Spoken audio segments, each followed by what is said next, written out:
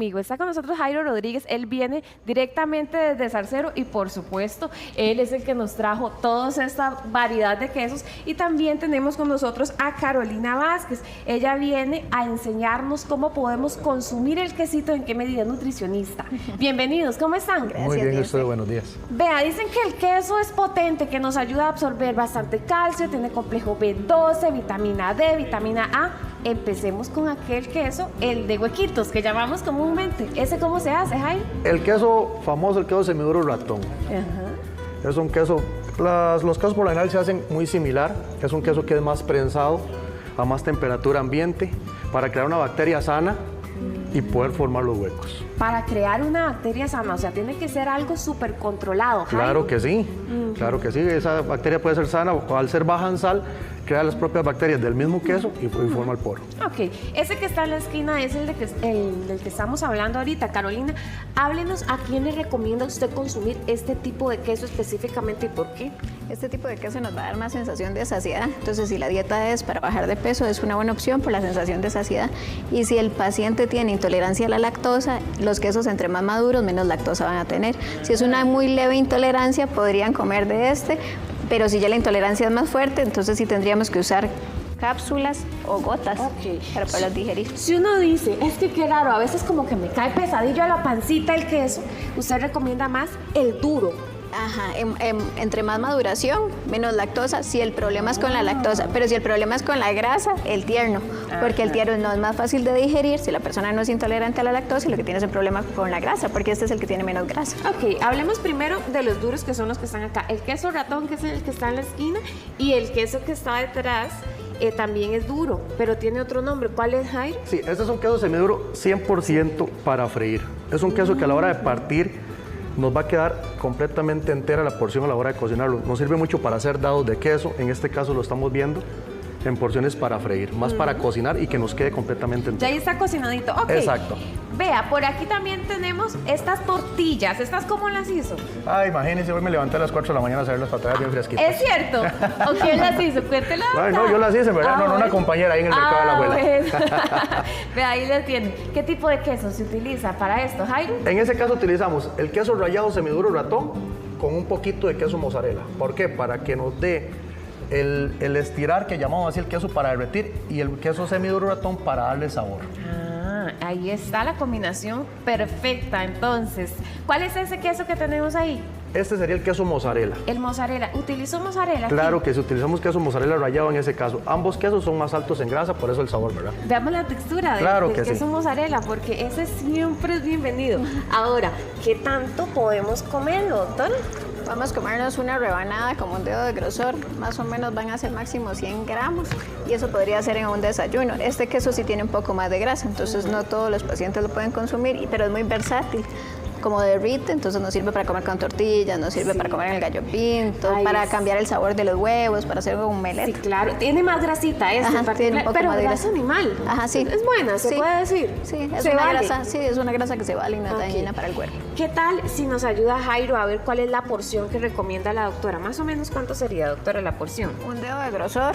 Jairo se los va a cortar ahí para que se lo agreguemos aquí al gallo pinto y podamos ver más o menos. Queso con pinto, por favor. Eso es nada más tico que es. Esto sería como una porción de 100 gramos, ¿verdad? Ok, aquí tienen para que vean. El queso con pinto. ¿Quién no se ha comido un queso con pinto?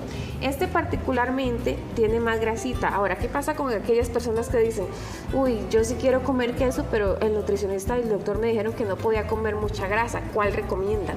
Este tierno o los turrialba. Y lo bueno es que Jairo nos trae un montón de sabores diferentes con el turrialba, que es tierno. Ajá. Y aparte de eso, este queso, por ejemplo, este tiene almendras, entonces tiene omega 3 por el tema de las almendras y va a dar más sensación de llenura. O este tierno que es muy bajo en grasa. Y estos otros que él nos va a explicar los sabores que Empecemos con este tierno que usted nos explica, doctora, que este tiene menos grasa. Al ser tierno, ¿tiene más lactosa? Sí, al ser tierno tiene más lactosa porque tiene más azúcar de lácteo. Entre más viejito está, más va perdiendo eso. ¿Y este cómo lo hace usted, Jairo? Bueno, esto es leche 100% de vaca en primer lugar, ¿verdad? Lleva un proceso corto de duración, cortamos la leche 30 minutos, después la batimos y rápidamente lo echamos a los salos, le echamos sal y lo metemos a los salos. Para que él quede así suave, vea que la contextura de él es suave. Buenísimo. lo que hacemos es que lo echamos al aro y 5 minutos después va a bolsa y va a frío. En el caso de los quesos duros, hay que dejarlos un poco más de tiempo para que él seque un poquito más y bote toda esta agüita que podemos ver que la va a tirar siempre el queso tierno. Claro. Doctora, si usted tuviese que recomendarle un queso a una persona que tiene el azúcar un poco alto, pero quiere comer quesito, ¿cuál le recomienda? Los tiernos, si la persona tiene problemas con el exceso de grasa o tiene el colesterol alto o es de presión alta o problemas en los riñones porque va a tener menos sal. Y es más bajo en grasa. Ajá. Estos que están aquí también son tiernos, Jairo. Son tipo Turrialba, Tipo Turrialba. con diferentes tipos de especies. Veamos esas especies que tienen. En este caso tenemos este por acá, que es un queso con almendra. Queso con almendra. Doctora, este trae almendras. ¿Qué tanto nos recomiendan, qué porción consumirlo? Igual 100 gramos puede ser el consumo diario. Y estos Turrialba son como los tiernos, son bajos en sal y bajos en grasa. Jairo, ¿en qué momento usted le puso las almendras? Estaban crudas, las tostó. ¿Cómo se hace eso? Nunca lo habíamos visto. Esto fue una prueba y error, como quien dice, ¿verdad? Es un invento suyo. Exactamente. Los otros sí son una copia ahí que no ve más en el mercado, pero el queso con almendra fue una idea. En un inicio le hicimos con almendra fileteada normal y se nos descomponía. Entonces fue una prueba y error. Después sabemos que hay que cocinarlas un poquito para poderlas agregar al queso. Y hay que darle un poquito menos sal porque no va a alterar mucho el sabor. Claro, porque ya la almendra en sí viene un poquito salada. Vean, aquí se ven los pedacitos de almendra. Una grasa saludable también, doctora. Ajá, sí, súper bueno. Que le pone un 100 a Jairo Sí, por esa sí. receta que se Sí, inventaron. porque es bajo en sal, tiene omega, tiene grasa saludable y tiene fibra. Y va a dar más sensación Buena de idea. saciedad. Sí, Sí, esa muy la buena verdad. idea. Y se siente uno llenito. Sí, claro. Y esa es la idea, desayunar pero con proteínas para el músculo. Y para dar Excelente sensación para de el saciedad. músculo, claro. Una persona que está diciendo, bueno, estamos haciendo ahora ejercicio en las mañanas con giros. ¿Se puede mandar a desayunar esto? Claro, se debería comer 2 rebanadas como estas que cortamos, solo que hay que reducir el gallo pinto, ¿verdad? Si Ok. quisiera bajar un poco de peso. Oh, muy bien, entonces si uno va a comer quesito, puede comer más quesito y menos pinto. Ajá, así va a estar Bueno. más saciado y sirve para la pérdida de peso. Este otro que está por acá, que tiene chile, ¿qué tipo de chile se utiliza? Este es chile dulce natural y culantro. Chile y Ambos culantro. naturales, sí. Muy costarricense, Exactamente. como tiene que ser.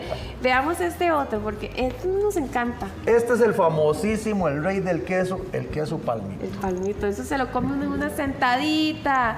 Vea, este nos lo va a enseñar más bien estirándolo.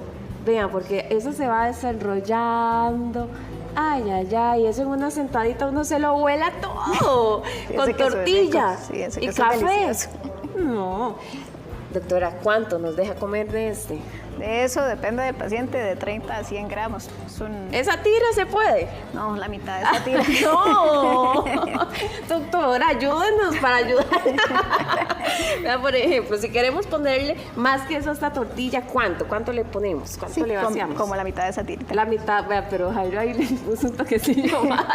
Vamos a hacer las dos. Vamos, ok, muy bien. Ahora sí. Vean, para que ustedes vean el queso Turrialba. Este queso es el palmito, El queso el que estira. palmito. ¿Cómo lo hacen? ¿Cómo es que se logra que tenga esa capacidad de estirarse? Ese queso lo que hay que llegarlo es a altas temperaturas. Entonces, después cuando ya lo tenemos, la masa, lo empezamos a estirar de que no se nos reviente también, ¿verdad? Eso es un punto muy importante. Una ciencia. Sí, claro. Por eso y también ahí vamos viendo que los procesos van siendo más difíciles, ya van siendo quesos de un costo más alto por todo lo que llevan, ¿verdad? Claro. Es un queso súper rico, un queso un poco más grasoso, bajo en sal y literalmente un poquito dulce. Un poquito dulce, pero poquito, doctora, no se preocupe, para que no nos diga que menos. Esos otros que están por acá, cuéntenos cómo los hizo. Esos tienen otras especias. Sí, esto es igual. Esto es un queso Turrialba, pero este es con albahaca. Con albahaca. Con albahaca seca. Doctora, ¿qué nos aporta la albahaca? Es digestiva, mejora la digestión, entonces va a ser más fácil de digerir este queso. Por acá tenemos con romero. ¿Y el romero, doctora? El romero también es como un tema digestivo.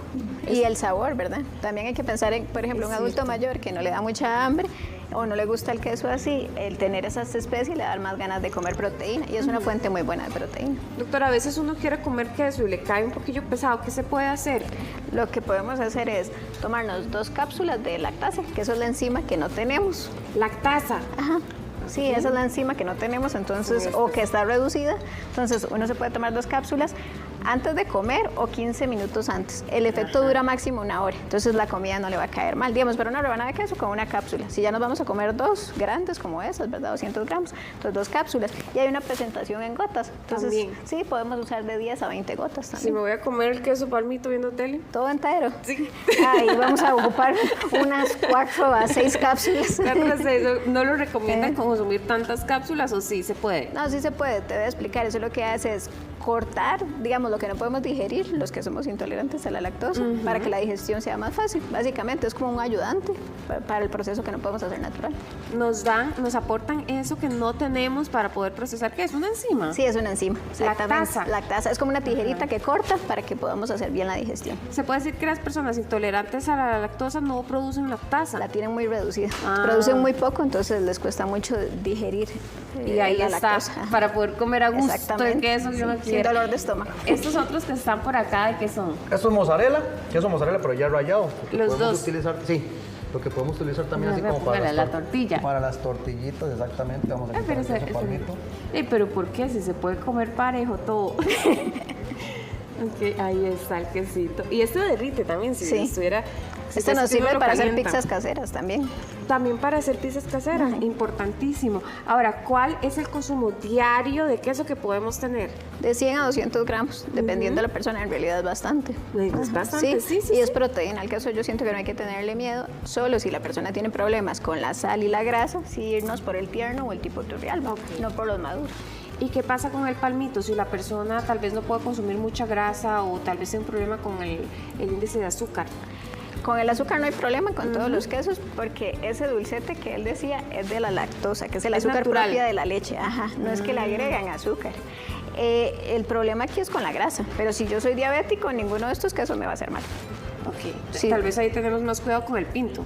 Ah, sí, no, por supuesto, con el pinto y la tortilla eso es lo que nos estaría haciendo mal, ¿verdad? Hay que hacer una reducción, el queso no. El quesito no. Jairo, para poder conseguir estos quesos que usted nos trae desde Zarcero, ¿cómo hacemos? Mira, nosotros somos productores de Zarcero, tenemos un local en el mercado de Alajuela. Muy bien. Se llama Hermano Rodríguez. Estamos ubicados en la planta alta, local número 70. El teléfono sería 2441-2422. Excelente. ¿Para contactarle a usted, doctora? Mi número es el 8328-8342. Bueno, para buscarla también, de nutricionista. Sí. Les agradecemos muchísimo a los dos por habernos acompañado, muy amables. Gracias. Muchísimas gracias. Gracias aquí. Gracias. Seguimos, compañeros.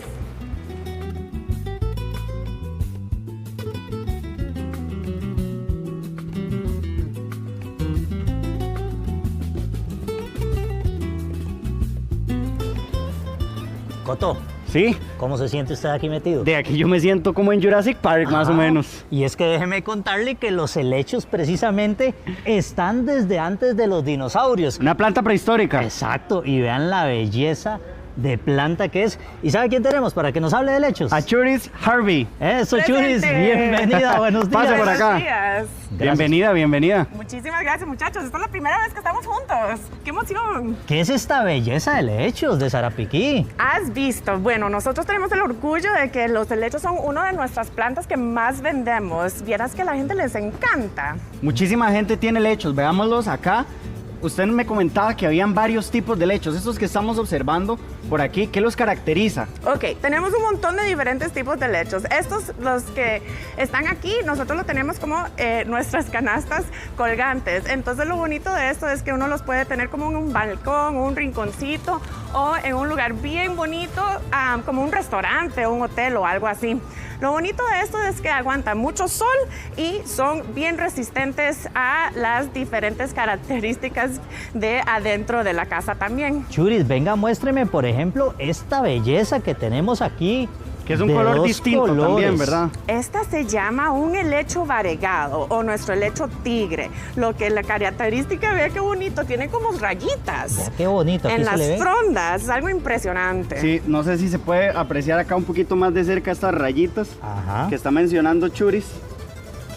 Esto es Wow. una belleza, Es Churis. una belleza y es uno de nuestros helechos mucho más raros o de colección que tenemos. Tenemos un montón ¿Y este de que está por acá? diferentes. Este se llama chirizo y es divino, divino, Chirizo. divino. Y es Ok. uno de nuestros helechos que un poquito delicado a Oh. la hora del cuidado, pero es divino. Se logra como que acaparar toda la maceta y ya ni siquiera se ve la maceta. Es un helecho como afro, como... Ajá, como afro, tipo ¿verdad? afro, Circular. ¿verdad? Sí. Ajá. Exactamente. Ok.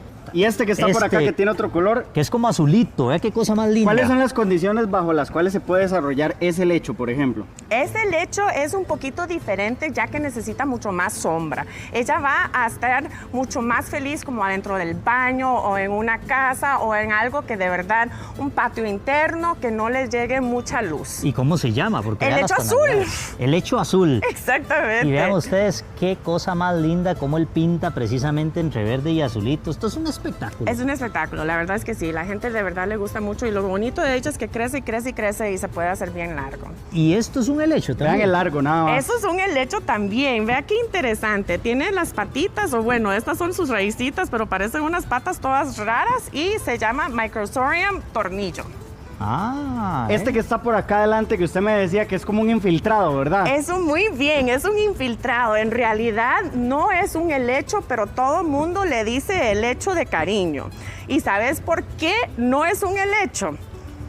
Bueno, ¿Por qué? les voy a decir, es porque tiene flores y semillas. Los helechos se caracterizan porque no tienen su reproducción ni por flor ni por semilla. Ellos todos los hacen por esporas. Churis, hábleme sobre este tornillo porque esto yo lo veo, es una planta. Yo no me imaginé jamás que fuera un helecho. ¿Qué características? ¿Por qué es un helecho él? Pues otra vez, no tenemos flores, tenemos esporas, ¿verdad? Y también tenemos esta otra característica que es como un espiral. Ellas se desarrollan de tipo espiral y así empiezan a traer sus frondas. Esto es como la raíz. Esa es la raíz, exactamente, y de aquí sale otras hojitas y ya se hace más helecho. Y esto puede ser interior, exterior. Claro, todo esto es del espacio interno. Esto para tenerlo dentro de su casa, en un estante o como en la sala. Veamos la hojita, ¿verdad? Cómo él va saliendo así como tornillitos. ¿Verdad? Es tan linda y tiene tan interesante la forma, de verdad. Y de verdad como que tiene otro tipo de aparición cuando uno la pone como a diferentes plantas. Entonces le da como una textura muy bonita. Churis, este que vemos por acá es como más enroscado, ¿verdad? Las hojas. Sí, ¿verdad que sí? Son como colochitos y ella se queda así chiquitita y con estos colochitos todos bonitos. Ella sí se va a hacer un poquito más larga, pero no, se queda así como repollito. Y si la gente quiere tener este lecho, por ejemplo el tornillo, ¿qué tiene que hacer en casa? ¿Dónde se colocan?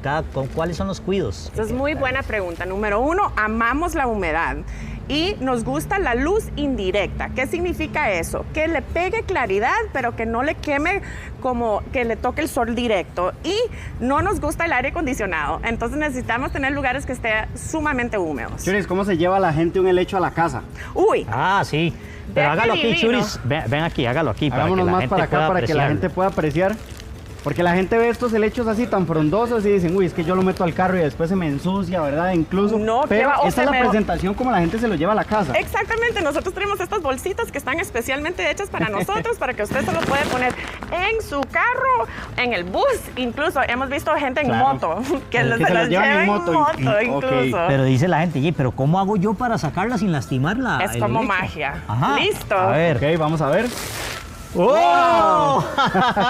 Vea qué cosa más Espectacular. hermosa. Y ya, ya inmediatamente tenés su jungla Ya se de puede Parque guindar. Jurásico. Vea qué lindo, apenas para guindarlo en casa. Señora, imagínese usted con esta belleza en su casa. Esto es un espectáculo. ¿Qué? Vamos a ver. Aquí estamos viendo las raíces, ¿verdad? Exactamente. Ok. Me decía usted que ellas le huyen, por ejemplo, al aire acondicionado. Correcto, ellos necesitan humedad y necesitan bastante agua. Ok, ¿a dónde se le pone, por ejemplo, el abono? Si quisiéramos echarle abono. En este momento no es necesario tenerle abono. Nosotros, nuestro sustrato ya viene abonado Ok. y ya viene con las sustancias importantes. Yo diría que en unos 3 o 4 meses después de que uno lo compra, puede echarle un abono líquido. ¿Cómo se riega? ¿Por dónde se riega? Por aquí. Por el puro centro. En el Véalo puro aquí. centro, exactamente. estamos observando. Y Ok. eso sí, echarle una cantidad muy abundante de agua, buen volumen de Bastante agua. agüita. Sí, señor, Uno- exactamente. a uno como este, por ejemplo, ¿cada cuánto se riega y cuánto más o menos? ¿Medio litro, 1 litro, 2 litros? Entonces el volumen de agua no es lo importante, sino la frecuencia. La frecuencia. Hay que asegurarse que los helechos no se sequen completamente de un riego a otro para que tengan mejor éxito. Eso sí, tenemos que asegurarnos que toda la planta se moje bien, bien, bien. En un clima Churis. como el de Río Frío, por ejemplo. Ajá. Una vez por semana. Una vez por semana. Eso le iba a preguntar, tal vez habrá gente en Coronado que quiere helechos, o hay gente en Guanacaste que quiere helechos. ¿A qué tipo de clima se adaptan bien? A todo tipo de clima. Lo único que hay que tener un poquito de cuidado, por ejemplo, en Guanacaste versus Río Frío, sería con la cantidad de agua, especialmente en los meses secos, ¿verdad? Van a requerir un poco más de agua. Y las personas acá del gran área metropolitana, San José, Súper Heredia, fácil. Alajuela, Cartago. Una vez por semana, tal vez una vez cada 10 días, dependiendo otra vez si estamos en verano o si estamos en el invierno, ¿verdad? Sombra, sol directo, ¿cómo está eso? Sombra y con buena claridad. Eso sí, necesita recibir bastante luz. Que no le quemen, ¿verdad? No es como cuando uno se va y se tira en el sol Ajá. como palmera. No, necesitamos un poquito más de sombra. Churis, y a ellas hay que podarlas cada cierto tiempo, Nada. hay que arrancarles algunas matitas. Si uno quiere, de repente tiene unas frondas que son no tan bonitas, pero sinceramente no. Es una planta que es muy, muy fácil de cuidar. Qué belleza, Churis. Ok, por acá tenemos otras, ¿verdad? Churis, un Esto helecho que estamos como esto, observando por acá. Qué divino, ese se llama Little Sky Boston. Es como este tipo Pequeño que se cielo llama- de Boston. Exactamente, y es como miniatura, ¿no? Es que las frondas son chiquititas. Es pequeñito, ideal para tener, digamos, adentro de la casa, en Ajá. espacios pequeños, para la gente Exacto. que no tiene tal vez mucho campo para tener uno así tan frondoso, ¿verdad? Exactamente, o incluso en el escritorio podría ir súper bien siempre y cuando no se le riegue el agua. Y los ¿verdad? cuidados son parecidos. Son iguales. Y le iba a preguntar, si usted tiene en un jardín más plantas, ¿ella se resiente si usted le pone más plantas a la par o no? Claro que no, ellas son sumamente agradecidas y muy felices de estar con compañía. Sí, exactamente, son muy amables. Veamos Igual esta que otra nosotros también, que es aquí. una opción chiquitita, ¿verdad? Y vea, esta es la opción bebé de nuestro aliento de niño, que está tan divino. Ah, ok, es esta misma, solo que esta es la versión mini. Exactamente, entonces Ok. tenemos todas las presentaciones. Si usted ya la quiere para impacto, ya tenemos la grande. Y si usted quiere ver su plantita crecer, también tenemos la pequeña. Qué Perfecto. cosa más linda. Wow. A mí lo que me impresiona son estas, que son, digamos, para interiores, ¿verdad? Que no necesitan la luz directa, el color que agarran. Y es que vieras que entre más sombra agarran, más como azul y más como tornasol se llevan. Vieras qué bonitos. Y son bastante largas estas. Esta ok, sí. y estamos viendo esta otra por acá, por ejemplo. Eso es algo impresionante. Esta no es tan frondosa de momento, pero es porque llega a está estar bebé. igual. Sí, exactamente. Lo interesante de eso es que tiene las patitas peludas. Bueno, esas son las raíces, pero parecen Ah. como tarántulas. Aquí las estamos viendo, véanla. Exactamente. Ahí o está la como- patita, esa es la patita, no es un como- hongo. No, no es un hongo. Esa es la patita Es de la ella. patita. Y parece como, no sé, de conejito. Por acá de... le sale otra, vean. Este sí no parece conejo. Churis, vea, le damos las gracias por venir a mostrarnos estas bellezas. Estamos maravillados. Ay, Estamos seguros que la gente muchísimas también. Muchas gracias por todo. Mientras tanto, vea, vamos a caminar allá porque allá la doctora nos tiene. Espera, La doctora Cotos, que Jimena, aquí- ya, vamos a ver Ajá. qué tenemos por allá. Churis, muchísimas gracias. Se nos olvidó decirlo de Santo Domingo. Ok. Ah, sí, Tenemos cuéntenos, una cuéntenos. noticia súper grande. Cuéntenos. Vamos a abrir un nuevo vivero en Santo Domingo de Heredia. Este 31 de octubre vamos a tener nuestra gran inauguración. Claro. Sumamente invitados al costado oeste de Más por Menos. Perfecto, muchísimas Coto, gracias, vamos. Churis. Churis, hasta luego. Gracias. Gracias. Vámonos por acá. Doctora. Rapidín. Venga, Coto. Aquí estamos con la doctora Jimena. Doctora ¿Cómo está? Jimena, ¿cómo le va? Mucho gusto, Un un placer, placer. Jimena. ¿Qué ¿Todo tal? bien? Jimena, Mucho un placer. gusto. Buenos días, Placer. bienvenida. Buenos días. Vea, después de esa andada a caballo que se pegó Coto y yo viéndolo, sudando de la congoja, necesitamos, y ahora las plantas necesitamos hidratarnos. Bueno, aquí les tengo las recetas perfectas. Si quieren La receta empezamos. ideal. La receta ideal. Ok, ¿qué ingredientes estamos observando por acá que nos pueden ayudar justamente para poder hidratarnos mejor? Bueno, entonces aquí tenemos más bien una bebida perfecta para después del ejercicio. ¿Por qué? Porque tenemos aquí jugo de arándanos. ¿Quieren que se los prepare de una vez? Por favor, doctora, si es tan amable. Entonces, Eso es jugo de arándanos. Jugo de arándanos y también se puede jugo de mora, porque los arándanos y las moras son altísimos en antocianinas. Y las antocianinas son unos antioxidantes que ayudan más bien a mejorar la capacidad del músculo a recuperarse después del ejercicio. ¿Cómo podemos preparar este jugo de arándanos? Se puede comprar en el supermercado ya listo, ojalá sin azúcar, pero también podemos agarrar, por ejemplo, las moras que tenemos tantas en nuestro país y las podemos licuar y listo. Sí, ¿ok? eso es como un Es algo muy fresquito. fácil, es como un fresco de mora, sin nada más ya listo en esta parte. Ok. Luego, aquí tenemos agüepipa o agüecoco que también podemos utilizar.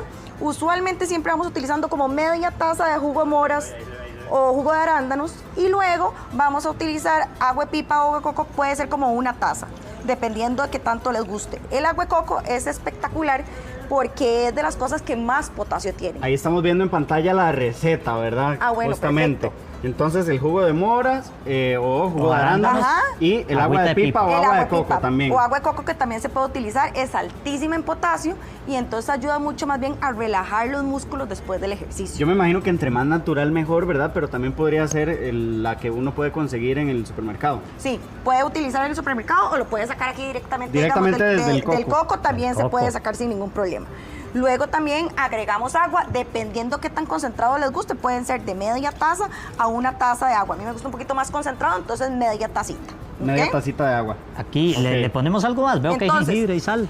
El asunto es, aquí traje como otras cositas, pero dependiendo de lo que ustedes hayan sudado, así es la cantidad de sal que le tienen que poner. Claro. Si, por ejemplo, se sudó mucho y hasta a veces terminamos como un poquito así, como que sentimos sal ahí en la piel, sí tenemos que andar como con media cucharadita.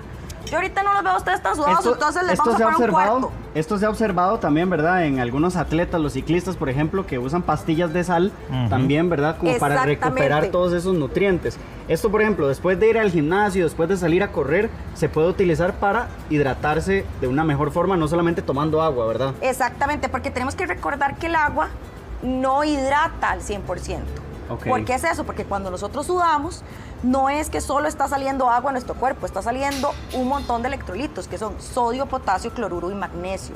Perfecto. Entonces, el agüepipa, los arándanos y la sal colaboran a reponer estos electrolitos que estamos perdiendo a través del sudor. Es mucho mejor que el agua. Es mucho mejor que el agua. ¿Y en Si el caso ocupamos del el agua jengibre?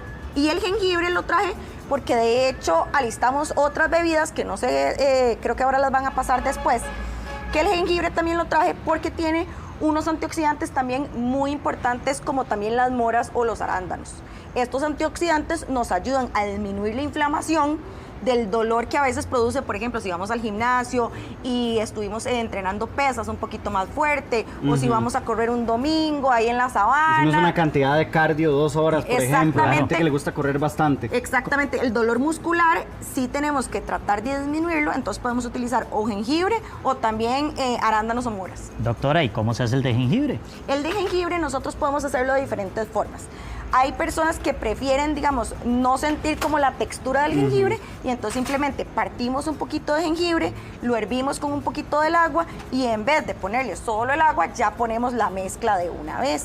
O también podemos utilizar el jengibre nada más en rebanaditas y lo podemos agregar conforme vaya pasando el día y en la refri.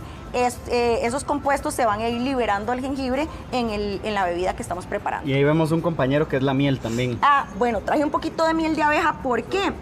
Porque la miel de abeja... Para endulzar un poquito, además. El que le quiere más dulce puede ponerle un poquito dulce, pero también en deportistas, si hicieron mucho ejercicio, la miel nos ayuda a reponer los electrolitos mucho más rápido, porque entran mucho más rápido a nuestro cuerpo cuando le ponemos un poquito de Ok. carbohidrato y carbohidrato así natural ¿Quién como diría, la miel de verdad? abeja. Algo ¿Vieron? tan dulce como la miel Y funciona ayuda. excelente. ¿Cuánta cantidad se le puede agregar?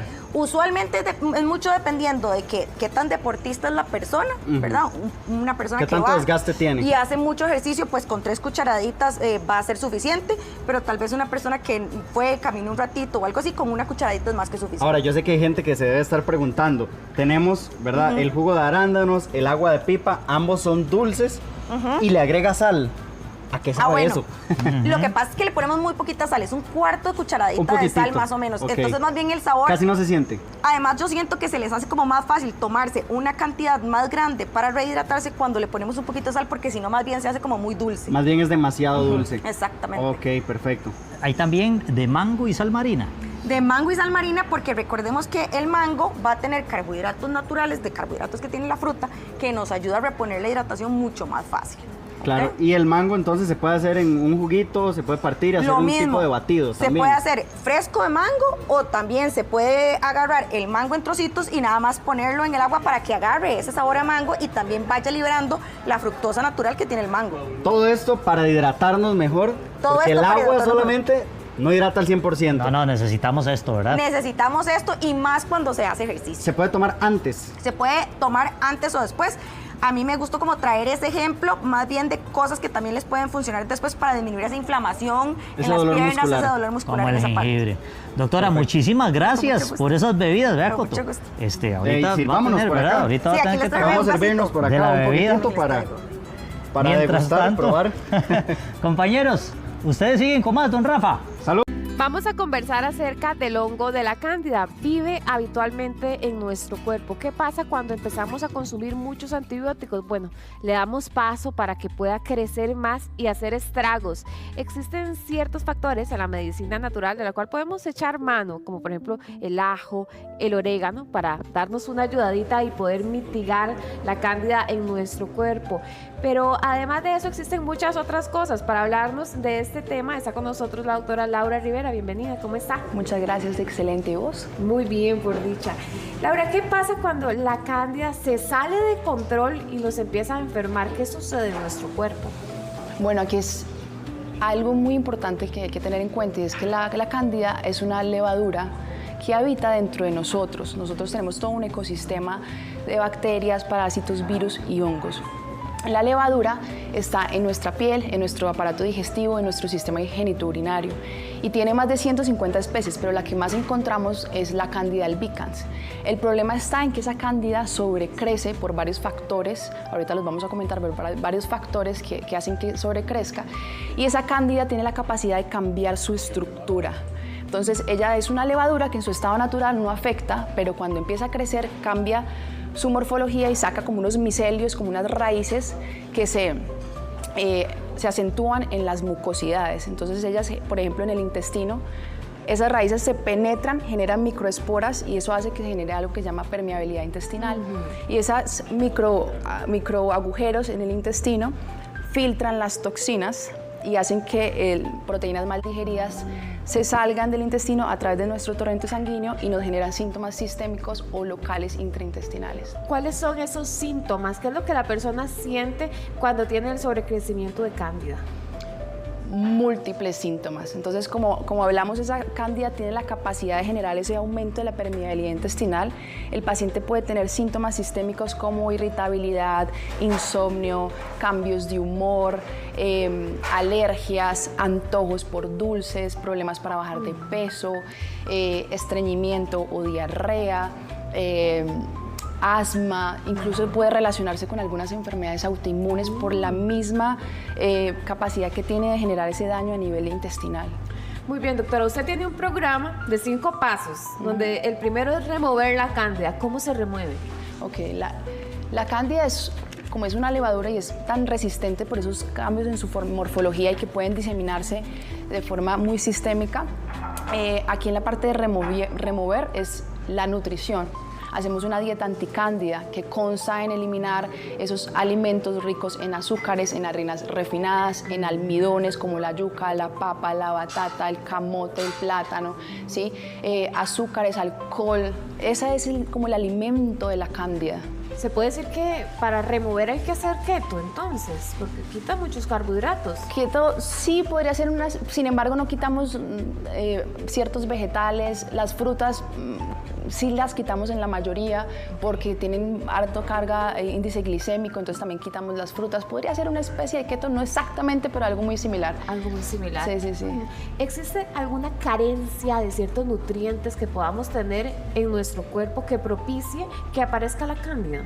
Sí, por ejemplo, la cándida de por sí, al generar ese aumento de la permeabilidad intestinal, puede generar algo que se llama malabsorción intestinal. Entonces podemos tener deficiencias de vitaminas del complejo B, de zinc, de magnesio, ¿sí? Y fuera de eso, es muy común encontrar que un paciente que tenga cándida tenga problemas con el ácido clorhídrico, es decir, que su estómago no tenga un pH muy ácido que logre destruir las proteínas o que tenga una deficiencia de enzimas digestivas. Entonces, en ese orden de ideas hay que reemplazar esas dos cosas. Bueno, entonces eso nos cae en el punto 2, que es precisamente el paso de reemplazar. Una vez que ya erradicamos la cándida, la eliminamos, hay que reemplazar. ¿Por qué lo reemplazamos?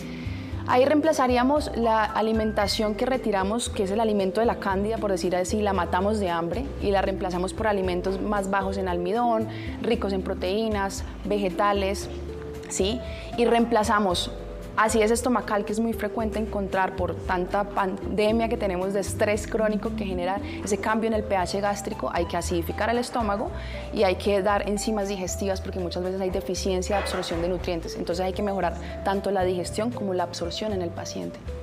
¿Y qué le da a usted de comer a un paciente? Porque ya nos dijo que nos quita más o menos las cosas con almidones, con azúcar, el alcohol. ¿Y qué come la persona entonces? Proteínas de todo tipo, no hay problema. Frutas de muy bajo índice glicémico. ¿Cómo cuáles? Podría ser sandía, podría ser de pronto arándanos, fresas, ¿sí? Algo muy bajo en índice glicémico. Evitar el alcohol, dejamos también algunas verduras, sobre todo, por ejemplo, espárragos, por ejemplo, ajo, cebolla, cúrcuma, romero, especies. De hecho, esos son alimentos anticándida y eso nos pueden ayudar a promover. Ahora, ¿cómo hacemos para reparar el intestino permeable? Okay. Como esa levadura se cambió a unas raíces, tiene unas raíces que se pegan en la mucosa intestinal, lo que hacemos es reparar esa pared del colon y lo podemos hacer con glutamina, vitamina A, aloe vera, ácidos grasos esenciales. Eso es lo que nos va a ayudar a reparar esa mucosa intestinal. ¿Qué papel juegan los prebióticos y los probióticos y de cuáles deberíamos de echar mano? Bueno, aquí muy importante tener en cuenta que los probióticos, sobre todo los lactobacilos, Rhamnophilus y Reuteri, son como los más estudiados. Darlos cuando el terreno se haya preparado, reemplazado, reparado, es muy propicio darlos, ¿sí? Porque así es cuando realmente van a tener su efecto. Y bifidobacterias también. Y en cuanto a prebióticos, pues como los prebióticos es el alimento de esos microorganismos, pues sería dar unos prebióticos leves, más como tipo plátano verde, cebolla, ajo, espárragos, ¿sí? Que no son prebióticos como tan fuertes que puedan promover el crecimiento de la cándida, porque yo necesito matarla de hambre. Ok, ¿sí? Entonces usted le da comida light. Sí, algo así, No es sostenible en el tiempo esa alimentación, debe hacerse un tiempo prudente. ¿Cuánto tiempo entonces dura como este proceso? Depende, en la literatura dicen que por cada año de cándida es un mes de tratamiento, entonces puede ser de 3 a 6 meses de tratamiento. Y muchas veces requieren múltiples ciclos de aceites esenciales, de mezcla de nutrición, de varias cositas para poder que la matemos. Se habla también de antifúngicos naturales como el orégano, el aceite de coco, el ajo. ¿Esto realmente puede servirnos? Sí, de hecho en medicina funcional amamos los extractos de los aceites esenciales porque tienen la capacidad de actuar como antimicrobianos, antimicóticos. Sobre todo de los más estudiados está el aceite de orégano porque tiene carbacrol y timol, que es una sustancia que hace que rompa ese biofilm, que es como la casita en la cual se resguarda esa cándida, esa levadura. Entonces rompe el biofilm y permite destruirlo. Y el aceite de coco tiene ácido captropílico que ayuda también, tiene ese efecto antimicrobiano que ayuda a romper ese biofilm. Esos son extractos muy estudiados. También está el árbol de té, está también el romero, está el eucalipto. Podemos usar otro tipo de plantas también para ayudar a esos síntomas digestivos. ¿En qué momento ya se recomienda consumir, por ejemplo, orégano? Si estamos consumiendo probióticos, prebióticos, ¿podemos consumir al mismo tiempo orégano o los va a dañar? Bueno, ahí entra un juego, hay que revisar primero si ya hemos matado de hambre la cándida primero utilizar estos extractos esenciales y ya una vez hayamos matado la cándida y hayamos reparado, ahí sí es el momento de administrar los probióticos, no al mismo tiempo, porque digamos que el probiótico es como el alimento de esos microorganismos. Entonces se debe dar en un terreno que está listo para recibir. Doctora, muchísimas gracias, muy amable y bienvenida a Costa Rica. Gracias. Gracias. Gracias a todos. Seguimos.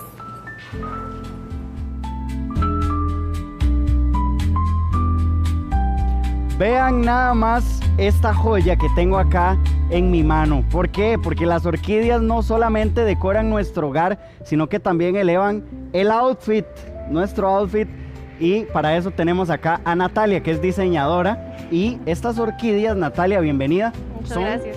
100% naturales. 100% naturales. Esa, como la que estaban viendo, esta que tengo acá en mi mano, es una orquídea 100% natural y eso es bastante interesante. ¿Cómo hace estas joyas usted? Bueno, realmente cada set lleva un proceso un poquito largo. La idea es preservar la flor, ¿verdad? Para que conserve ojalá lo bello de la flor fresca. Es idealmente el objetivo, sin embargo todos los sets son únicos porque son naturales, entonces la idea es conservar la esencia de la flor en cada pieza. Podemos observar algunos otros ejemplos. Ok, por acá, estos que están acá en la mesa, tenemos varios tipos, y no solamente orquídeas, ¿verdad? También hay otro tipo por ejemplo, de joyas. estas flores son claveles, que igual mantienen bastante pues, su color y su forma. La mayoría son orquídeas, realmente es una flor muy poderosa, es muy fuerte. Destaca mucho, tiene como mucho la esencia de transformación en general, entonces me gusta mucho intencionar que estas piezas realmente tengan un poder como de protección, como tipo amuleto, ¿verdad? Conservando lo mejor de la naturaleza, claro, que realmente las orquídeas nos dan como esa esencia de transformación. Claro, podemos ver cómo se lucirían estas joyas en las chicas que tenemos por acá.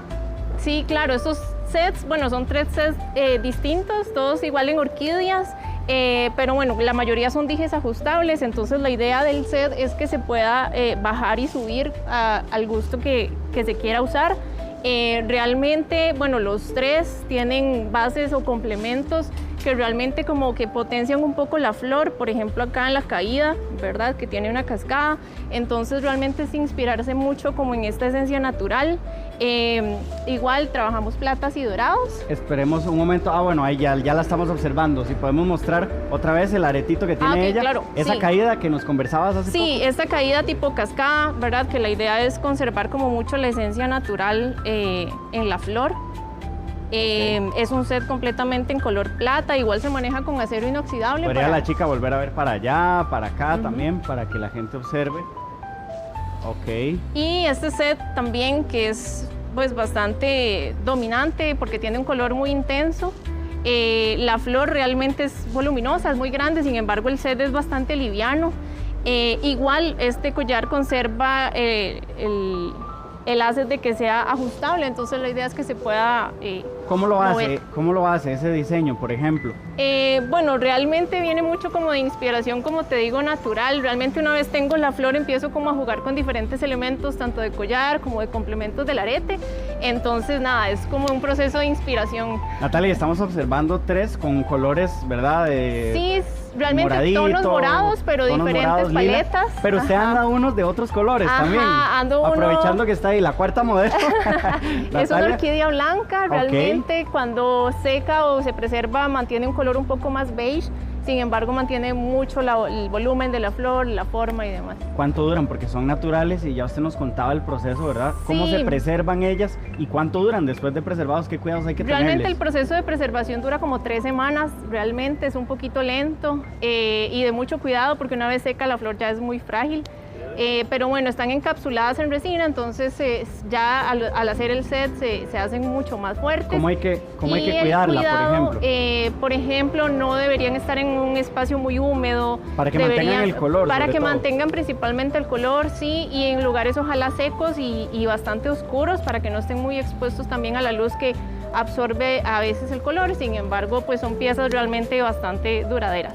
No sé si podríamos mostrar acá algunas otras joyas, porque algunas incluso Sí. usted les pega unas perlitas, ¿verdad? Como este que estamos observando sí, acá. por ejemplo pues sí, la idea es que tenga unas perlitas para darle un poco más como de diferencia al diseño. Realmente es una orquídea también, pero bueno, a veces me gusta jugar un poco con eso.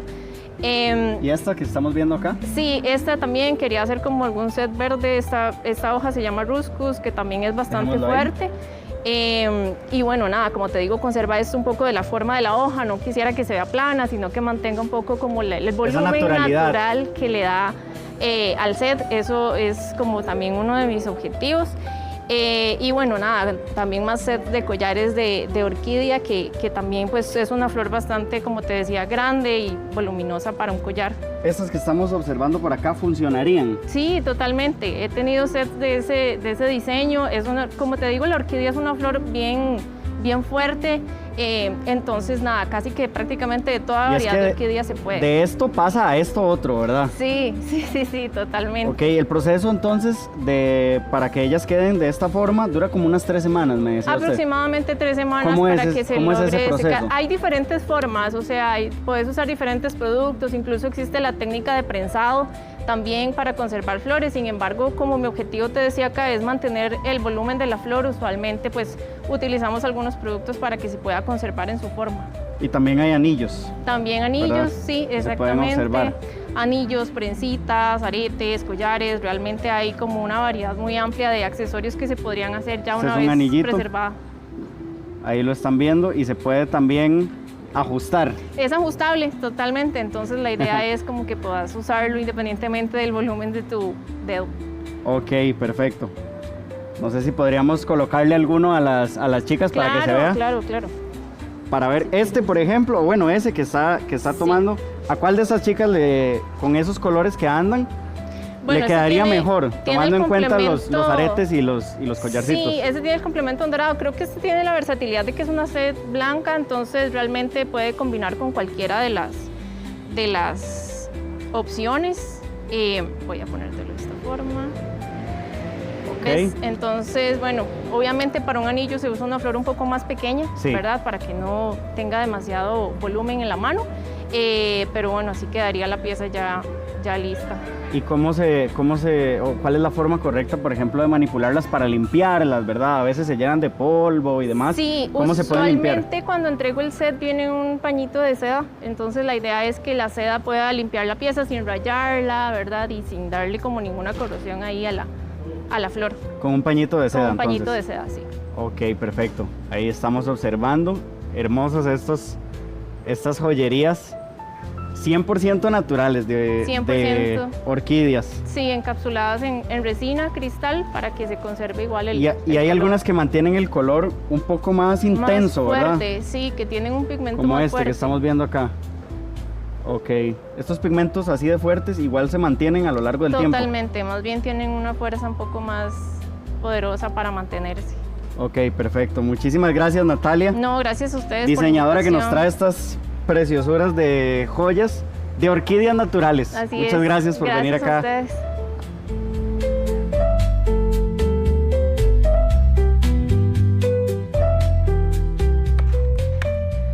Vea, estaba viendo precisamente esta boca que tenemos acá, porque uno tiene que tener mucho cuidado y estar muy atento a esas pequeñas señales que nos da nuestra boca, que indican precisamente que algo no anda bien. Nos acompaña en este momento la doctora Sandra León, quien nos va a hablar sobre este tema. Doctora, buenos días. Buenos días, Diego. Sí, gracias por darme la oportunidad de poder presentarle al público cómo tener que cuidar la boca y cuáles señales, porque la boca habla, pero también pasa la cuenta. Así que tenemos que tener mucho cuidado en lesiones que aparentemente parecen que no son nada, pero que son persistentes. Ese tipo de lesiones son las que nosotros tenemos que tener cuidado. Digamos, hablemos de las manchas blancas.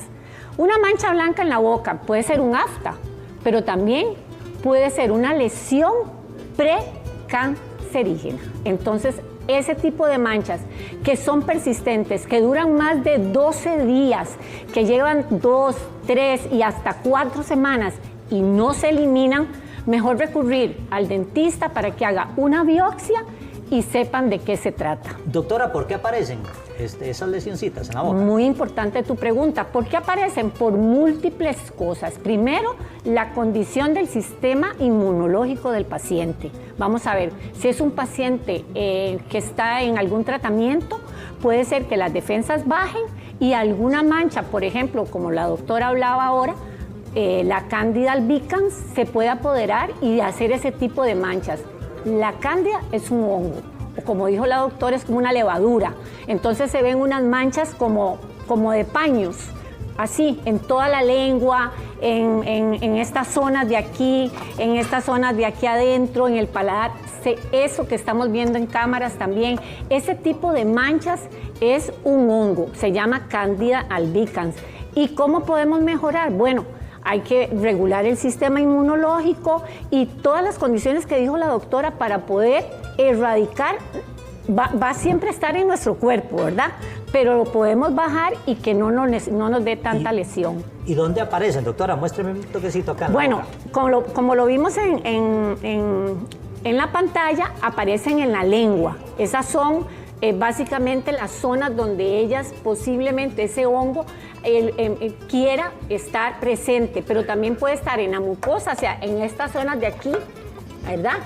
Y puede estar en los dorsos de la lengua, en el centro de la lengua. Ahí ustedes van, se ven al espejo, si se ven manchas, que usted las puede quitar, una mancha blanca como un paño, y usted la puede quitar, eso es cándida. Si usted no la puede quitar y cuando usted la quita sangra, ese es otro tipo de mancha.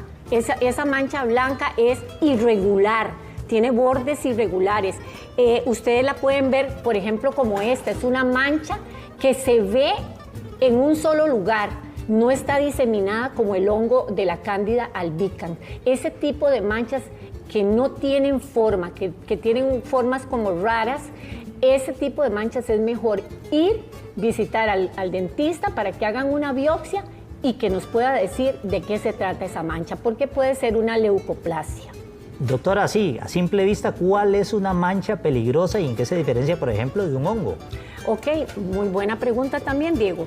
Los hongos, como les acabo de explicar, que es la Cándida albicans, es un hongo, es una mancha que usted la puede quitar, hasta con un raspador de lengua la quita y posiblemente no le duela.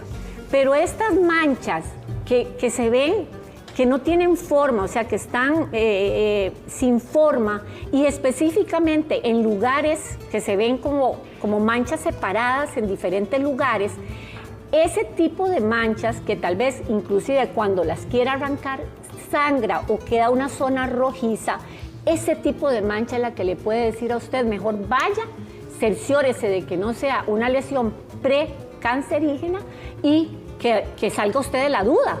Porque a veces nos quedamos que, eso no importa, y cuando ya vamos a que nos vean, ya no se puede hacer mayor cosa. Eso le iba a decir, doctora, ¿cuál es la más alarmante? Bueno, las manchas blancas y las manchas rojas. Esas manchas rojas que por más que se ponga cosas, que a veces duele y a veces no duele, que no son como cratériformes, o sea, son como esta, o sea, que son como en forma de cráter, véanla aquí, tienen como una forma de cráter. Este tipo de manchas es mejor irlas a ver, porque son rojas, eritematosas, están un poquito inflamadas. Ese tipo de manchas puede ser una alarma para que usted vaya, se chequee y esto no se convierta en que después tengan que hacer toda una disección de la zona. Doctoras, como esta que estamos viendo en pantalla, no, que se ve como craquelada. Eso es Cándida albicans, ese es el hongo, ¿verdad? Esa vez que no lo ve y que la lengua pues tiene ese tipo de grietas, ¿verdad? Pero no es ese tipo de mancha. El tipo de mancha está más colocada en lugares específicos. O sea, usted lo puede ver y la puede determinar. Hay una mancha ahí. Por ejemplo, esta que yo les puse aquí es una mancha. Ahí está, se ve, se nota, pero no se puede arrancar y se puede confundir con una afta. ¿Se acuerdan? Las aftas. Ay, ando con un dolorcito aquí. Abren la boca y ven como una manchita blanca. Eso es una afta. ¿De qué se hace el afta, por ejemplo? Bueno, mucha gente, y la etiología se dice, que es por estrés y también porque el sistema inmunológico baja. Entonces, es muy diferente el afta a ese tipo de manchas, porque el afta en 8, 10, hasta 12 días ya se va. Usted no tiene más esa afta. Sin embargo, esas manchas blancas pasan 2, 3 y hasta 4 semanas y persisten. Ese tipo de manchas que persisten, que no se quitan con nada, es mejor ir, revisarse y que le digan qué tipo de mancha o qué tipo de lesión es la que tenemos en boca. Doctor, aquí precisamente cualquier tipo de bulto, ahorita que estoy viendo esta boca, debe ser motivo de consulta también. Claro que sí, los bultos en la boca no son normales. Hay mucha gente que, por ejemplo, le sale, yo les hice esta maquetica para que me entendieran. Digamos que esto es un labio, ¿verdad? Ajá. Hay gente que tiene una pelotita en el labio. Y entonces llegan a la consulta y me dicen, no, doctora, es que yo tengo esa pelotilla hace tiempos. ¿Hace tiempos cuánto? Hace rato. Y me la muerdo. Es lo normal. Eso se llama mucosele. Puede ser que sea por traumatismo, puede ser que le hace falta un diente, que tal vez la prótesis queda más afuera, qué sé yo. Es por trauma, pero algunas no es por trauma. Y esas que no son por trauma, que nosotros las palpamos, les vemos a ver qué tipo de movimiento tiene, ese tipo de lesiones es mejor vérselas y hacer biopsia también para que nos digan qué tipo de células son las que persisten en esa zona. Y es importantísimo hacerlo. Vea, le quería dar las gracias precisamente por alertarnos sobre este tema tan importante. Muchísimas gracias, doctora. Con muchísimo gusto. Ustedes siguen con más. Hay una duda muy frecuente entre los pacientes oncológicos y es precisamente cómo saber si el tratamiento contra el cáncer está funcionando. Para hablar sobre este tema me acompaña hoy el doctor Zenén Celedón Morales, que es oncólogo y nos va a hablar sobre este tema. Doctor, hola. Buenos días. Buenos días, un gusto estar aquí. Doctor, y bueno, sí, ¿cómo saber si el tratamiento para el cáncer está funcionando? Sí, es una pregunta interesante que los pacientes se hacen a cada rato y es una pregunta que no tiene una respuesta única. Uno utiliza varios elementos para saber si alguien está respondiendo a su tratamiento. Número 1, historia clínica. Los síntomas, cómo están, han mejorado, no han mejorado. El examen físico, si lo que tenía palpable ya no lo tiene, si se va reduciendo. Uno usa también exámenes de laboratorio también. Usa también ultrasonido, usa TAC, usa alguna otra tecnología. A veces también usa marcadores tumorales, que es un tema ahí un poco aparte, pero en general uno se da cuenta con todo. O sea, no existe nada tan poderoso que por sí mismo sea mayor que todo. Es todo el contexto de lo que uno revisa para saber cómo va respondiendo el paciente. Doctor, y precisamente ustedes los médicos, ¿cómo evalúan la respuesta a un tratamiento? Sí, te decía, número 1, a veces es muy sencillo. Por ejemplo, digamos, para hacer una pequeña corta introducción, este tipo de enfermedad son muchas enfermedades en muchos diferentes órganos de diferentes comportamientos y a veces, para poner el ejemplo más sencillo de cómo valorar respuesta, hablemos, por ejemplo, en este mes que estamos en octubre, hablemos de cáncer de mama. Y cáncer de mama frecuentemente ahora uno empieza un tratamiento preoperatorio tratando de reducir el volumen del tumor para tener algún beneficio, una cirugía más conservadora o lo que sea. Entonces, al principio es tan fácil como con una regla, porque yo voy midiendo, la paciente se va tocando, se va a palpar todos los días y va a ver que está mejor. Pero además, por ejemplo, cambiemos de ejemplo y pongamos cáncer metastásico a hígado. Al principio puede ser que tenga el hígado grande, yo se lo palpo, yo lo mido, pero tal vez voy a ocupar más adelante un ultrasonido o una tomografía o algún otro tipo de tecnología. Entonces hay muchas maneras, el mes entrante es el mes de la próstata para cambiar de género. Entonces en próstata tenemos un marcador que es el antígeno prostático específico, sirve para muchas cosas, suele ser un buen marcador, pero entonces la diversidad de maneras de ver cómo responde alguien incluye cómo se siente, número 1, qué mido yo el examen físico y el resto de tecnología que puedo usar. Doctor, ¿y cuáles son esas señales positivas en particular?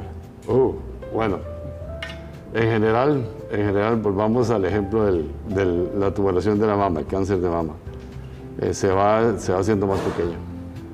Digamos, por ejemplo, otro ejemplo que acabamos de usar, cáncer de próstata, el antígeno prostático va disminuyendo. por ejemplo. Digamos, en otras situaciones, las imágenes de la tomografía se están reduciendo. O sea, esas son las maneras de ir midiendo. Doctor, ¿y de qué va a depender que un tratamiento sea efectivo o no? Muy buena pregunta.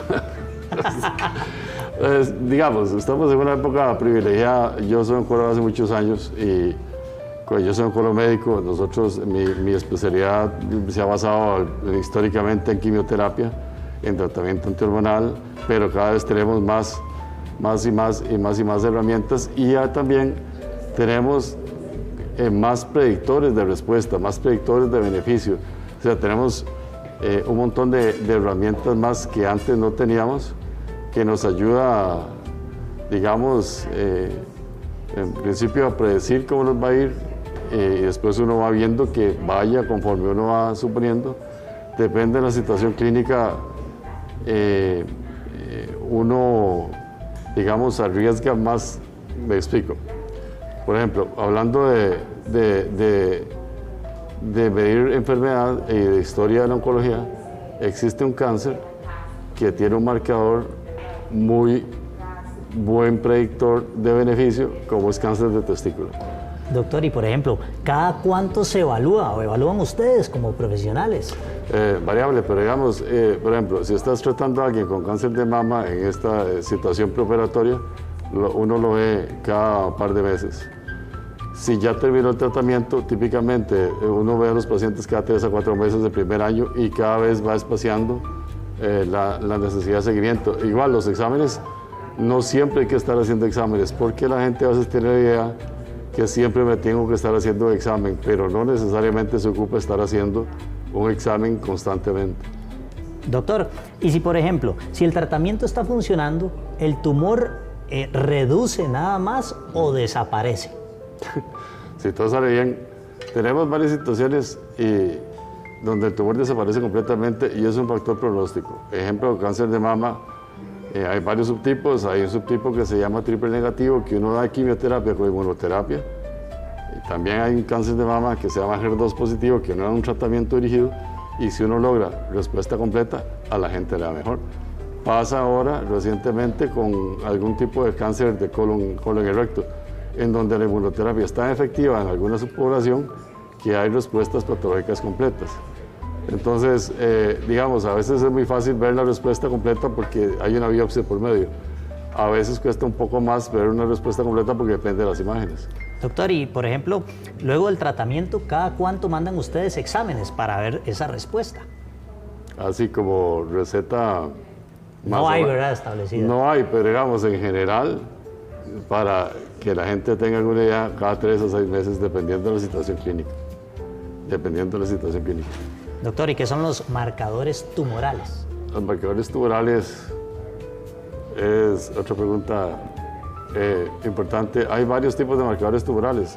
Digamos, un marcador tumoral es una sustancia que se aumenta o en la sangre, o en la orina, o se aparece en las heces, o en algún lado, que idealmente,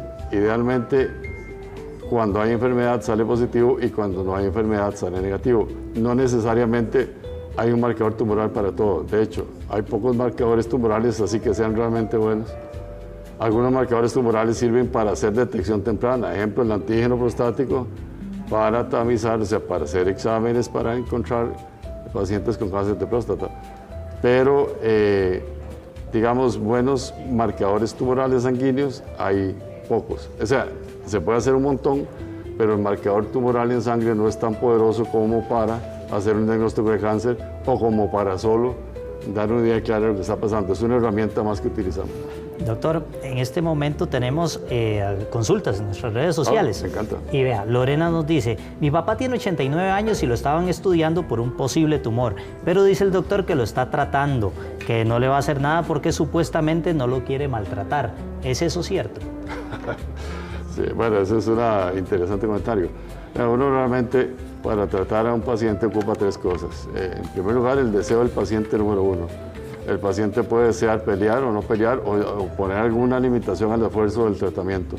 Pero también depende del tipo de tumor que tiene y la extensión que tiene, porque si alguien tiene, por ejemplo, a los 86 años un tumor muy voluminoso y la otra cosa, que su condición general no sea muy buena, por ejemplo, que tiene los riñones malos, el hígado malo, el corazón malo, entonces eso hace que a veces uno prefiera no dañar. Y también depende de la enfermedad, porque hay enfermedades que son más sensibles a tratamientos más amigables. Doctor, y en el caso de la resonancia magnética, ¿cuándo se usa? La usamos frecuentemente al momento del diagnóstico para evaluar el volumen de la enfermedad y también lo usamos para valorar respuesta. Y también es como buena para ciertas situaciones particulares, por ejemplo, enfermedades en cerebro, en columna vertebral, es un poquito mejor que la tomografía, pero es parte también del armamento que tenemos. Doctor Zenén Celedón Morales era quien precisamente nos estaba hablando sobre todo este tema de la oncología y el cáncer. Doctor, le agradecemos muchísimo por su tiempo. Muchas gracias. Estamos para servir. Muchas gracias. ¿Ustedes siguen con más? En muchas ocasiones las personas no se divorcian no porque no quieran, sino por las situaciones económicas, porque tienen deudas en conjunto, necesitan pagarlo entre los dos, dicen, ay, si me divorcio, ¿para dónde me voy? Voy a tener que pagar 2 casas, la pensión, los chiquitos, ¿cómo se hace todo este procedimiento si no existe el recurso económico en ese momento? Está con nosotros el abogado Mauricio Reyes, es abogado y ya casi es psicólogo también, de todo. Bienvenido. ¿Cómo está? Muchas gracias, Maricris. ¿Qué sucede, licenciado, cuando la falta de dinero o la inestabilidad económica en la familia hace que el divorcio no se dé? ¿Qué puede pasar en ese lapso de tiempo? Ay, vamos a ver, esta es una pregunta súper importante, pero también muy compleja de responder, porque normalmente la gente cuando ya entiende que el matrimonio es inevitable, empieza a hacer como conductas de evitación a eso que la puede llevar a tomar estas decisiones difíciles. Entonces la gente no es que no se divorcia porque no quiere, muchas veces no es tanto por esa inestabilidad económica, sino más que todo por no transitar pues esa parte tan conflictiva que a todos, a todas las personas agobia. Porque con el divorcio puede llegar mucho dolor, puede llegar mucho sentimiento de inseguridad, puede llegar muchísima tristeza y evidentemente cuesta mucho tomar esa decisión. Licenciado, ¿qué pasa cuando ya el divorcio, como usted lo dice, es inevitable, pero hay créditos, hay deudas compartidas? ¿Cómo se hace la división de las deudas? Correcto. Lo primero y lo más importante y lo que siempre hacemos desde mi firma en Adexus Legal es procurar que la gente tenga conciencia de su situación financiera, tenga conciencia de cuáles son sus gastos, tenga conciencia de cuáles son sus ingresos y cómo se pueden ir paliando todo, ¿no? Entonces, y para eso necesariamente no solo tengo que saber los míos, sino también que tengo que saber los de mi pareja, ¿cierto?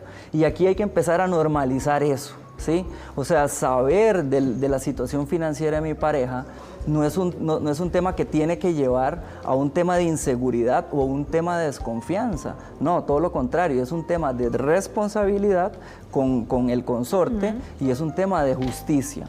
Entonces, ¿por qué es que tengo que saberlo? Porque ¿cómo voy a enfrentar un divorcio o una separación si no sé realmente qué tiene mi pareja? Cuando llega el divorcio muchas veces es cuando la gente se da cuenta, licenciado, porque sería lo ideal, ¿verdad?, que todo el mundo supiese y tuviese esta armonía, pero si llega el divorcio es por algo. Entonces, ¿qué pasa cuando hay que repartir ya los bienes gananciales? ¿Cómo hacemos para que se dé de una manera justa y equitativa, tomando en cuenta las deudas? Correcto, ok. Lo primero es que primero hay que revisar cuál es el tipo de régimen que está rigiendo en la relación. Es decir, para poder ordenar las finanzas de una pareja puede hacerse a nivel de lo que se llama capitulaciones matrimoniales, que es un contrato ante un notario que se inscribe en el registro público, en donde viene el destino de cada bien personal de cada persona. Lo que pasa es que aquí en Costa Rica no tenemos tanta cultura para firmar este tipo de acuerdos.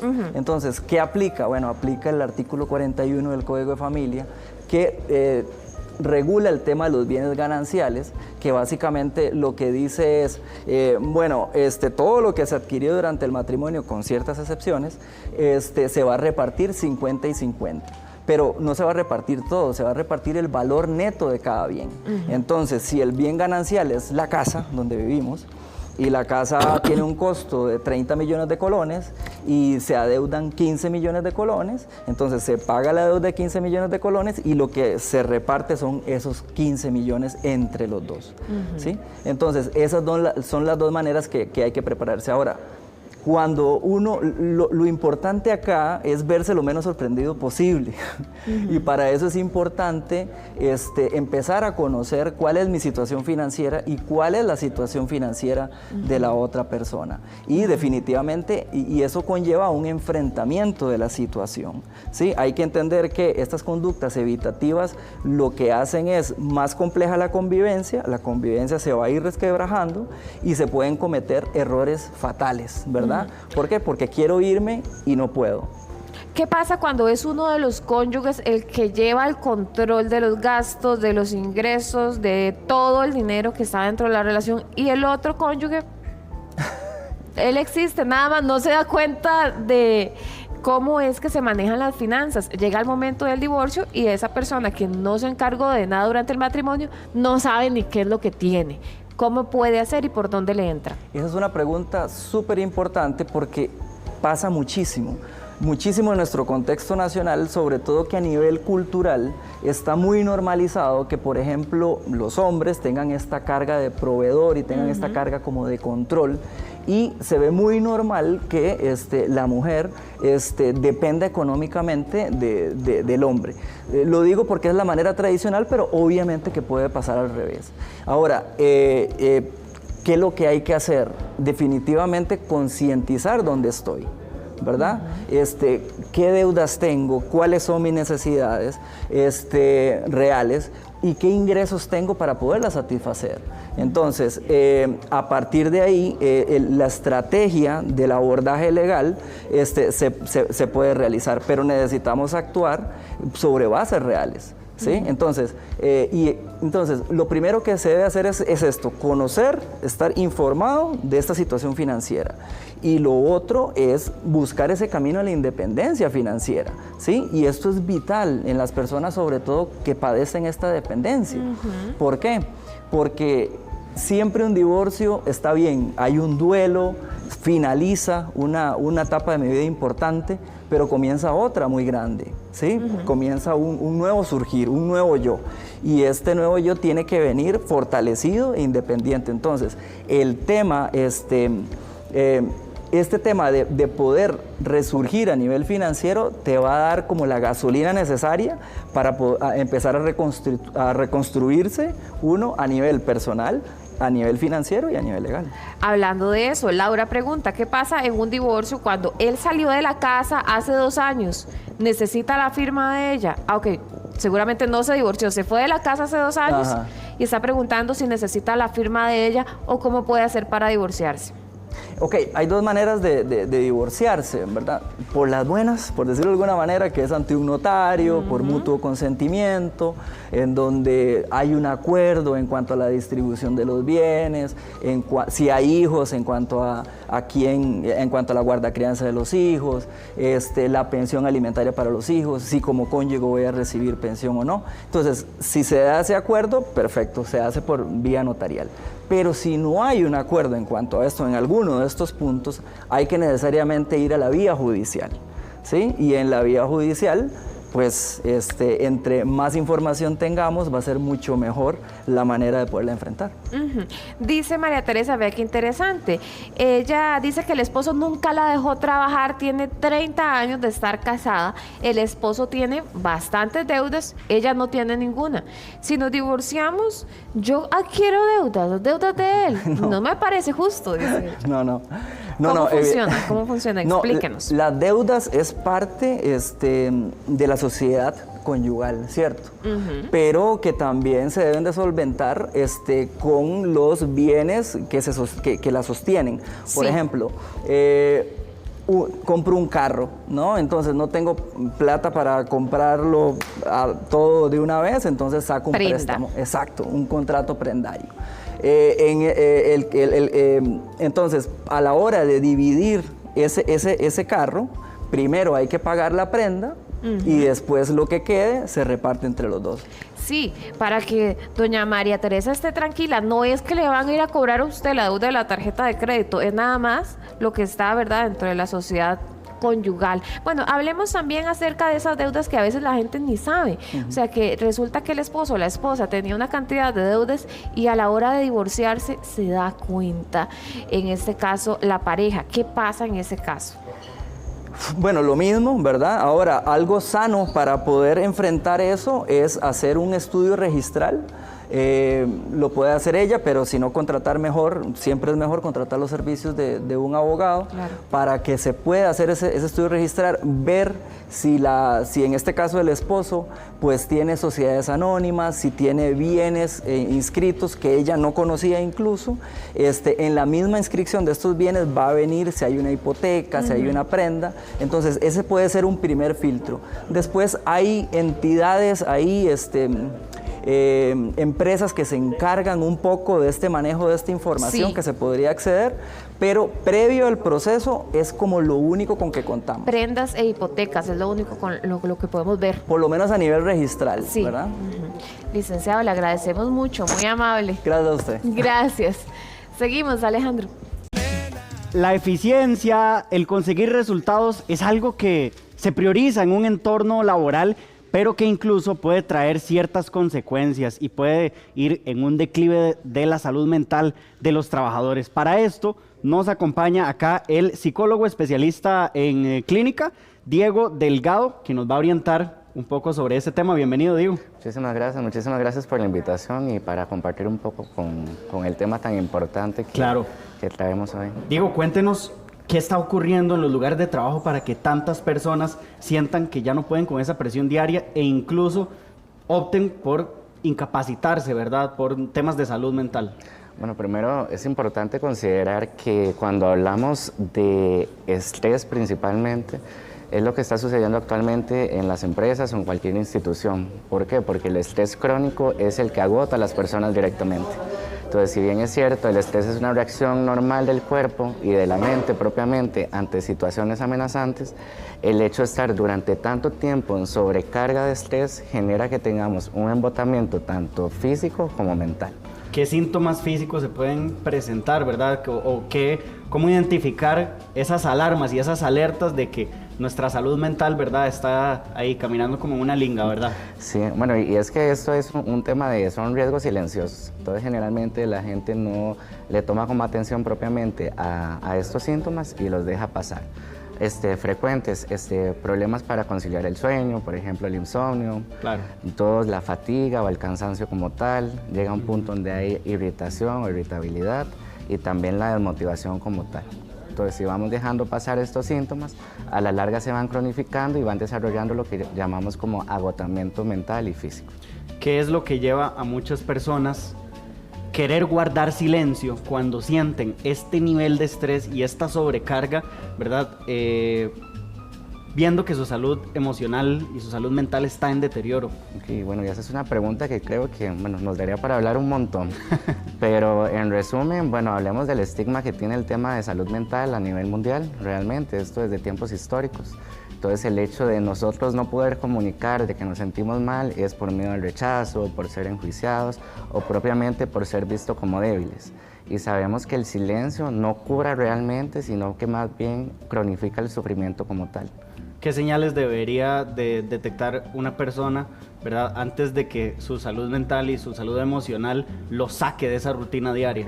Empezando por la desmotivación y el agotamiento como tal. Vamos a ver, cuando nuestro cerebro en el tema del estrés segrega una sustancia llamada cortisol.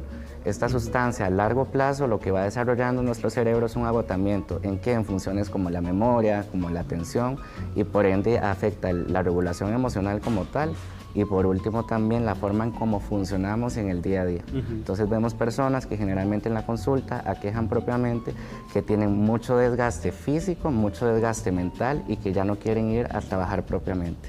Claro, cuando el cuerpo comienza a fallar, ¿verdad? ¿Cómo se podría, digamos, recuperar sin perder el empleo, sin poner en riesgo ese empleo, ¿verdad? Porque las personas por este tema, comienzan las incapacidades, ¿verdad? Y cómo podríamos no poner en riesgo el empleo y más bien intentar recuperarnos de una mejor forma. Sí, acá bueno, hay dos temas importantes. Uno, que hay personas que como dejan pasar todos estos síntomas, entonces se cronifica y llega el agotamiento como tal y que ya requiere la incapacidad propiamente como un tema de recuperación. Claro. Una pausa, el cuerpo necesita una pausa, la mente necesita una pausa y ocupamos recuperarnos. Entonces, ¿qué deberíamos de hacer? Prevención. ¿Y qué es la prevención? Propiamente escuchar cuando estamos cansados, cuidar nuestro sueño, cuidar la alimentación, realizar actividad física y todo esto que generalmente la gente pospone por estar enfocado en en las metas que tengo que cumplir en el trabajo, sobrecarga laboral y no poner límites propiamente, o a veces que las mismas empresas como tal no tienen a disposición espacios de autocuidado ni los fomentan como tal. Claro, y a nivel práctico, ¿qué se podría hacer? ¿A quién decirle y cómo decirle también al respecto de esta situación? ¿Cómo me estoy sintiendo? Sí. Este es un tema como complejo también porque, digamos, si tenemos una institución que no parte propiamente del principio de promoción de la salud mental, claro, ya vamos a tener como un cierre en esa parte. Entonces sí es importante, bueno, si tenemos supervisor, hablar con los supervisores, si tenemos personas cercanas en el ambiente laboral, ver si existe la redistribución de funciones, o por último, y no menos importante, que para mí sería el primero, mejor dicho, es buscar ayuda profesional. Ok, es prudente, por ejemplo, planteárselo al jefe. ¿Y cómo planteárselo también? Bueno, creo que partimos del principio de transparencia propiamente. Digamos, si yo me siento mal en ese momento y me siento agotado, es importante exponerle al jefe la situación. Pueden pasar dos vías. Uno, que puedan entender qué estamos pasando y readecúen un poco nuestras funciones, si fuese posible. Y dos, que nos den algunos tiempos para hacer algunas pausas activas a lo largo del día.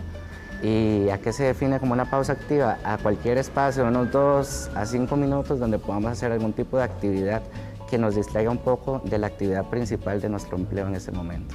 ¿Qué medidas preventivas podríamos empezar a ejecutar o qué acciones podríamos hacer cuando comenzamos a detectar esas señales que ya usted nos conversaba, la falta de sueño, el agotamiento, ¿verdad? La falta de motivación? Cuando empezamos a detectar esas señales, ¿qué medidas podemos empezar a hacer?